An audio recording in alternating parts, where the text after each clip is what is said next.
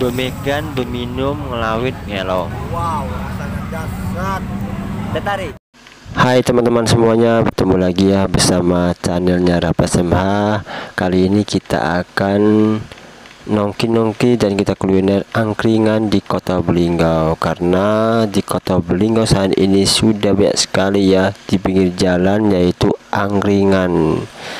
Nah teman-teman mungkin berpikiran angkringan ini asal mulanya itu dari Jogja ya. Namun setelah saya telusuri dari Kompas, ini ternyata angkringan ini bukan dari Jogja. Nah teman-teman semuanya, di sini saya akan menceritakannya mengenai angkringan itu tersendiri ya. Oke teman-teman semuanya, sambil menikmati video dan mendengarkan cerita saya, semoga teman-teman mendapatkan wawasannya ya. Oke teman-teman semuanya, ini saya bentar lagi sampai di angkringannya dan kali ini saya akan mencoba angkringan yang terletak di dekat RCA Kota Lubulingga. Oke teman-teman semuanya, ini melansir dari Kompas ya. Gunandi dan Suwarna selaku founder ikon Desa Cikal Bakal Angkringan mengungkapkan bahwa angkringan diciptakan warga Klaten, yaitu Eyang Karso Dik Romo dari Desa Ngerangan. Nah, sejarah angkringan berasal dari Desa Ngerangan, Klaten hingga populer di Solo dan Jogja, dan saat ini sudah populer di Kota Lubuk Linggau. Nah, angkringan ini lahir dari inovasi Eyang Karso Dik Romo yang masa mudanya akrab dipanggil Cukut. Mbak Karso yang berasal dari Desa Ngerangan, Klaten tahun 1930-an merantau ke Solo saat umur sekitar 15 tahun. Oke teman-teman, nanti saya lanjut ceritanya ya. Saya ambil tempat dulu, saya mau cari tempat dulu ya. Betengnya wi berarti ya?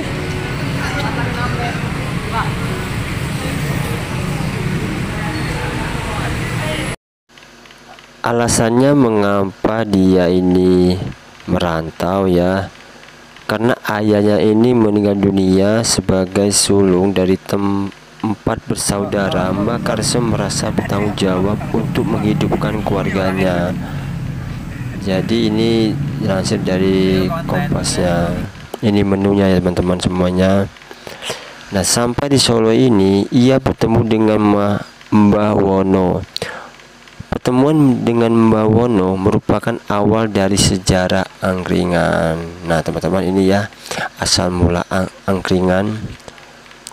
Jadi bekerja dengan Mbah Wono sebagai pengembala kerbau dan membantu membajak. Mbak Karso juga berkelana dengan penjualan makanan terikan atau makanan dari Jawa Tengah dengan kuah kental dengan lauk tempe dan daging. Di waktu yang bersamaan, dirinya bekerja dengan Mbak Wono.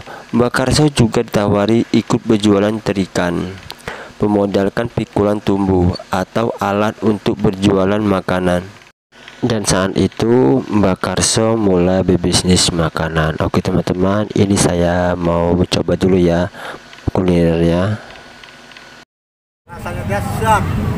Belum belum. Ya belum. Wow, rasanya dahsyat. Tertarik? Ini namanya tertarik. Saya celupi susu, ceplok batu es, langsung diaduk-aduk. Ya begini, tapi rasanya wow, super dahsyat, luar biasa.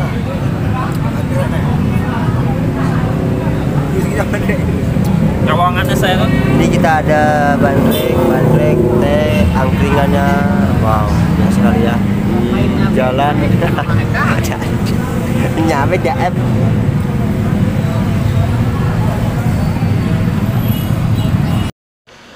Jadi setelah ikut berjualan terikan pada tahun 1943, Mbak Karso mendapatkan ide untuk menjajakan minuman bertujuan agar pembeli bisa melegakan dahaga saat makan. Dari ide itu, Mbak Karso sedikit modifikasi pikulan jualannya. Bagian depan untuk makanan, bagian belakang untuk ceret minuman. Dari berjualan dengan pikulan ini, Makarso mengajak warga dari desanya ikut berjualan sepertinya. Dahulu yang hanya terikan, ditambah juga makanan seperti jaba bakar, singkong, getuk, kacang, dan aneka sate yang ada sampai sekarang. Macam-macam lauk dimasukkan dalam wadah dari daun pisang yang disebut seperti takir. Selain aneka lauk, ditambah juga nasi kucing. Kehadiran nasi kucing ini malah menggeser pamor terikan. Ini asal dari nasi kucing di angkringan. Nama asal dari angkringan di Solo adalah Warung Hik.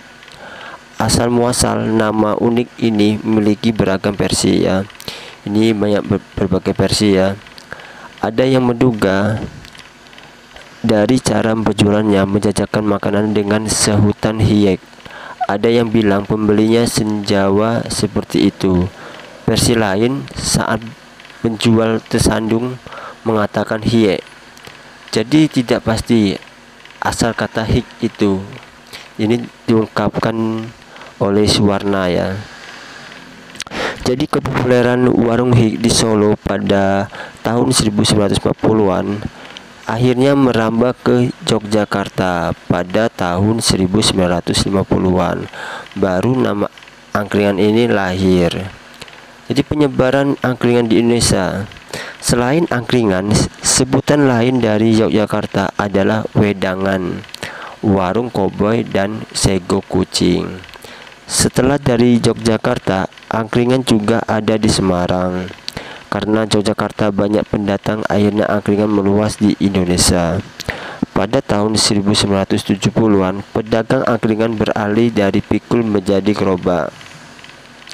Itulah karena kalau tersandung air panas tumpah ke kaki, salah satu penjual yang membuat ide menggunakan gerobak. Baru jadi gerobak seperti sekarang pada tahun 1980-an. Ini diungkapkan oleh Voider, ikon desa Cikabakal Angkringan. Jadi pada era tahun 1990-an hingga kini angkringan menyebar di seluruh Indonesia.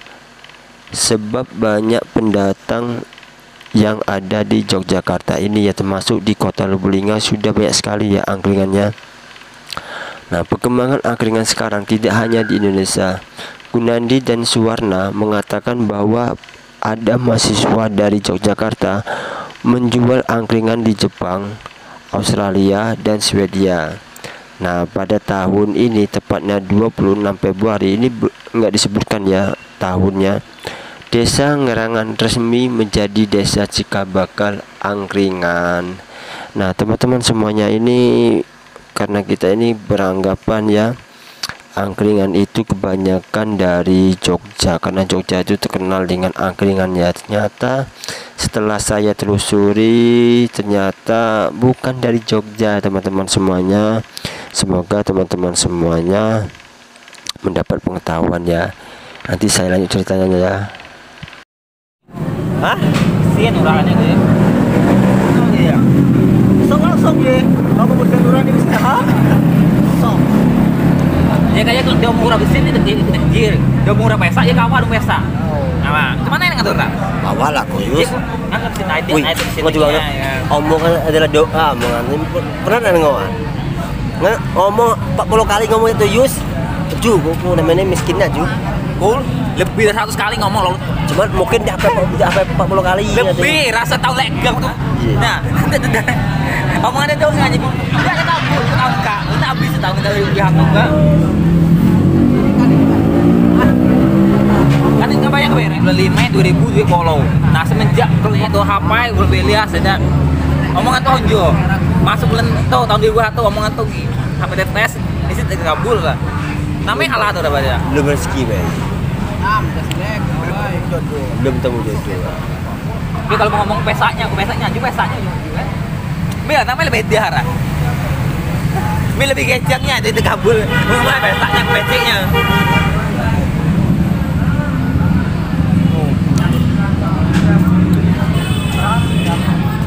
Karena Yus, Tuhan tuh lebih senang menguji daripada memberi. Nah, Tuhan tuh lebih senang menguji daripada memberi. Oh, seperti itu. Sana Tuhan tuh lebih senang memberi sini le bang teh. Tuh harai Berapa kencingnya hoki begini. Ningo iya selama kak perjuangan ini nggak kan ningo ini setelah ini kan ampun ugau leleng nggak lah cerita ya podcast apa itu yang becong yang meluya itu apa namanya itu betul pesawat nah Dari belanja kutu. ini jadi lihat ayu ya jadi lantaran ayu ini yang penting namanya ayu itu. Nah teman-teman, jadi angklung ini kita bisa bercerita, bisa curhat, bisa apa-apa aja ya yang bersifat positif ya. Oke teman-teman semuanya, sampai di sini dulu ya cerita dan kuliner salam kita. Sampai bertemu di video selanjutnya. Sampai jumpa.